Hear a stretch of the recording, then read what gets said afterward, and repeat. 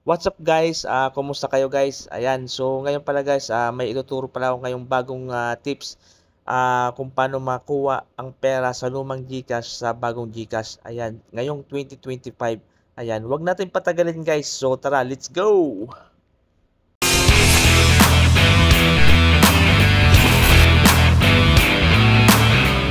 Ayan guys, so una-una pala guys, pupunta pala tayo dito sa profile. Ayan, hanapin natin yung guys, yung ito, yung help. Ayan. Tapos guys, dito sa baba, may nakita kayong chat with Gigi. Ayan, click lang natin to guys. Ayan, hintay lang natin. Ayan guys, so ganito lang lalabas. So type lang natin, submit a ticket. Click lang natin to guys. Okay.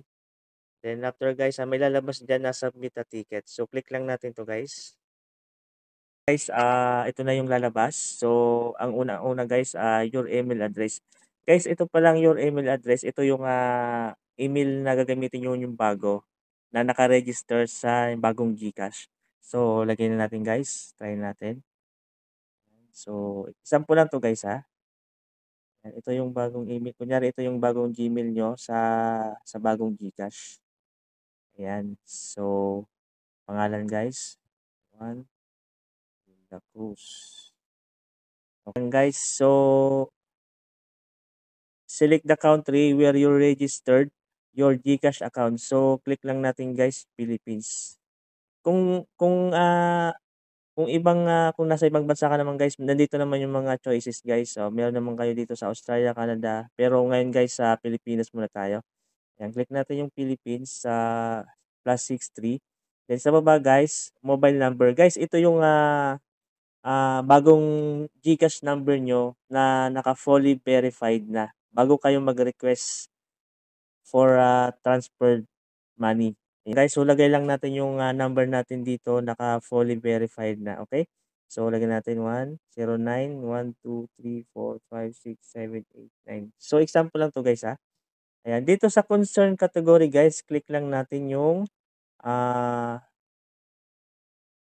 ayan, my GCash account. Ayan, click lang natin to guys. Ayan, sa baba lang guys, mahanap ninyo dito yung, ayan, I want to transfer my funds and service from my old to my new account. Click lang natin to guys. Ayan. Ayan guys, so makikita nyo yung your account type. Ayan, click lang natin to. Kung nasa Pilipinas tayo guys, so click lang natin to. Nasa unahan lang guys. Ayan.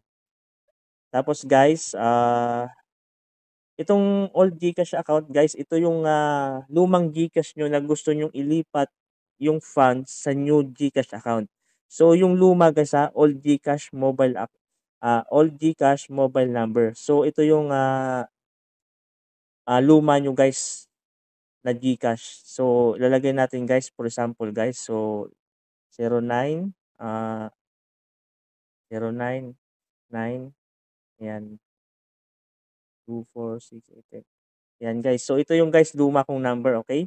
Baka malito kayo Old GCash mobile number, okay? So dito guys, ayan, ito dito guys. Transfer the fully verified GCash mobile number. So ito guys, dito nyo ilalagay yung bagong GCash na fully verified. Okay?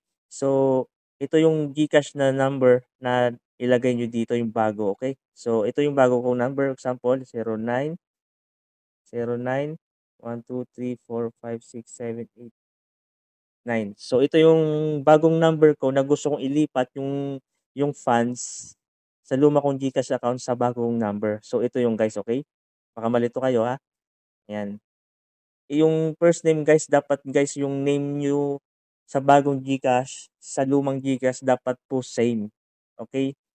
Para hindi po tayo maguluhan, pati yung GCash pa hindi maguluhan, dapat po parehas yung name. Kasi po bawal po mag-transfer ng GCash kapag hindi parehas ang pangalan ng lumang GCash sa bagong GCash. Hindi po nila ina-allowed yun, okay? Dapat po guys, ikaw na mismo talaga yung may-ari ng old GCash account saka sa bagong GCash account, okay? So, lagay natin yung guys sa 1, okay, middle name, tapos yung last, okay, Cruz. Ayan, lagay natin yun. Tapos guys, marami nagtatanong sa akin about sa date of birth daw, hindi daw magkatugma. Dapat talaga guys, dapat match na match talaga yung birthday nyo dun sa lumang GCash account nyo at dun sa bagong GCash nyo, okay? So, lagay natin December 26, 9, 90, 6, 90, 90. Okay, 1999. Ayan guys. So, pagkatapos guys, mapilapan ito lahat guys. So, makikita nyo na guys yung sunod. What was the email registered to your old account? So guys, so ito marami nagkakatalo dito. Maraming nagkakaproblema kasi hindi daw nila alam. Pero yung iba, hindi na nila alam yung Gmail doon sa lumang GCash. Ayan, doon po sila nagkakaproblema kaya hindi ma-process yung request nila sa GCash. Ayan. So, guys, ilagay po dito nyo, dapat alam nyo talaga yung GCash, GCash Gmail nyo guys, dun sa lumang account. Okay? So, lagay natin yung lumang account natin guys. So, example guys, Juan de la Cruz.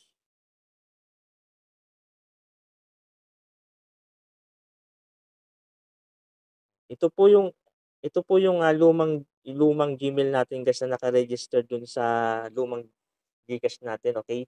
So, for the example lang to guys. So, ayan guys, after mapilapan natin yung lumang old Gmail natin. So, ito po yung next. What happened to your old number? So, click lang natin to guys, deactivate due to field SIM registration. Ayan, click lang natin to guys.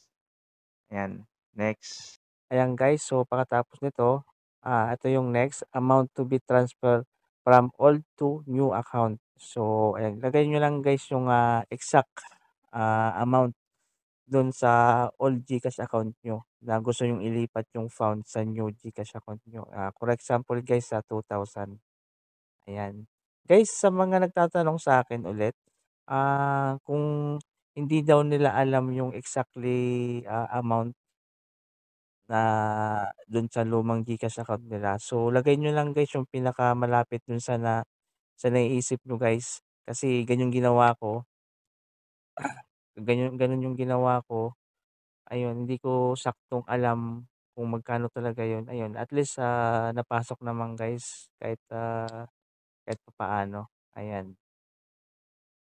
Ayan guys, ito pa lang next. Kung meron pala kayong GCash Mastercard, lagay nyo lang po yung 4 digit guys, yung last na 4 digits. Pero kapag wala naman kayong Mastercard guys, so lagay lang natin NA.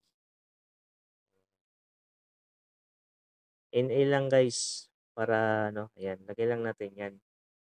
Ayan. So dito naman guys, G-Insure policy number. So wala naman guys, so lagay lang natin ulit NA. Walang problema naman guys. And guys, dito naman guys, do you have a subscription in GLife? So, no lang natin guys. Kung meron naman guys, yes na natin. So, wala naman tayo guys. So, wala. So, dito guys, I agree to transfer my wallet Gcash guys. Ayan. So, click lang natin guys. Agree, yes. Yan, agree. Yan. Click lang natin guys. Ayan guys, selfie holding your valid ID which clearly show the details. Yan, click lang natin guys. Mamaya i-upload natin yan. Guys, dito guys sa magtatanong, notarized affidavit guys. So, hindi na ako kumuha nun guys. So, walang problema yan guys. Ayan. So, valid ID, yan, click lang natin yan. Ayan. Dito guys, so makikita nyo, please share what happened or add other information about your concern. Yan guys, so isulat nyo lang dito guys, yung kung anong nangyari doon sa old SIM number natin. Kung bakit kayo magre-request ng transfer funds. So, ganito lang yung ilagay guys. So, pwede naman gayahin to guys. So, I want to transfer the funds from my old GCash account to my new verified GCash account due to failed registration. Ayan guys. Ayan guys. So, makikita nyo guys dito, upload a photo or attach that can help us assist you with your concern. Yan, upload nyo lang yung mga documents nyo guys, yung ID, yung mga selfie nyo guys, upload nyo lang dito. Yan, after nyo guys na-upload na yung mga documents na kailangan nila guys, so ayun, click na natin yung submit. Tapos guys, maghintay na lang tayo ng reply nila. So, saan pala makikita yung reply? Depende po. Pwede rin po sa Gmail. pili po nagre-reply, nagcha-chat po sila do'n or kaya do'n po dito sa may pinaka mismong, GCash, ayan. Saan po makikita? Ayan, tinuro ko na po yung last video ko kung saan makikita yung ticket. Ayan, so paki-check na lang po dun sa lumang, sa video natin. Ayan, nandun po yung, kung paano makita yung mga ticket na niregister niyo guys. Ayan guys, that's it. So sa mga hindi pa po naka-subscribe sa ating, YouTube channel guys, please paki-subscribe na lang po yung, YouTube channel natin na malaking tulong po sa akin 'to, sa community natin. Ayan, maraming salamat po.